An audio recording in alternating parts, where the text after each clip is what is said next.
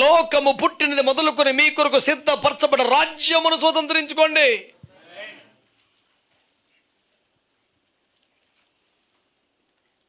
దాదాపు 7 మాటలు చెప్పినట్టు గుర్తు. ఒకటి,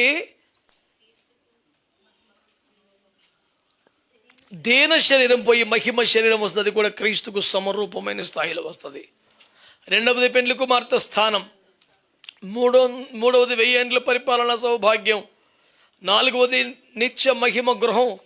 5వది సింహాసనం. 6వది కిరీటం. 7 మొత్తం రాజ్యమే నీకు. ఆమేన్. ఏమంటుంది వాక్యం? మన కొరకు శ్రేష్టమైనవి సిద్ధపరచబడి ఉన్నాయి. కకృతి పడొద్దు, రాజీ పడొద్దు, బలకీన పడొద్దు, ఏదో ఒకటి సరిపెట్టుకోవద్దు. స్థిరపడి ఉపదేశంలో, సహవాసంలో, క్రమంలో జాగ్రత్తగా భక్తి చేసి ఈ శ్రేష్టమైన వాటిని సొంతం చేసుకుందాం. దేవుడు మనల్ని దీవించునుగాక.